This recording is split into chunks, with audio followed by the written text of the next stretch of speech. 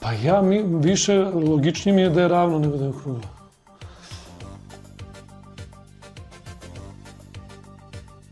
Koliko puta si video sunce u obliku piramide račvaju sa zracima. To znači da je blizu.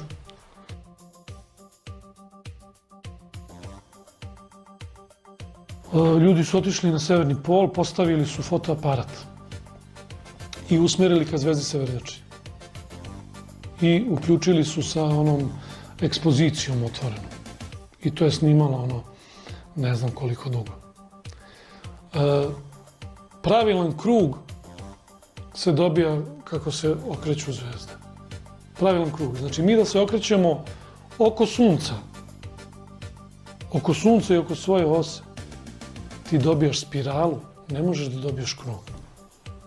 Ne možeš.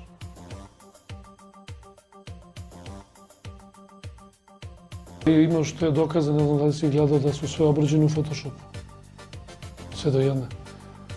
Onda imaš kako veličina kontinenta se menja. Kako su oni napravili te slike.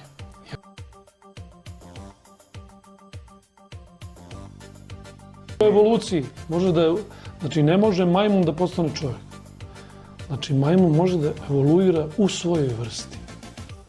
I da postane neki možda pametniji majmun, ali ne može majmun da postane čovjek.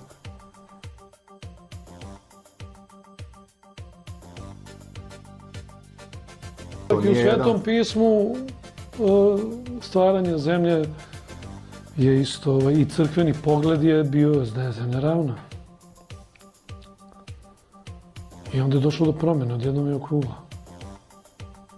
Mislim, jeste okrugla, nije kockasta, ali je površinska, nije lopta.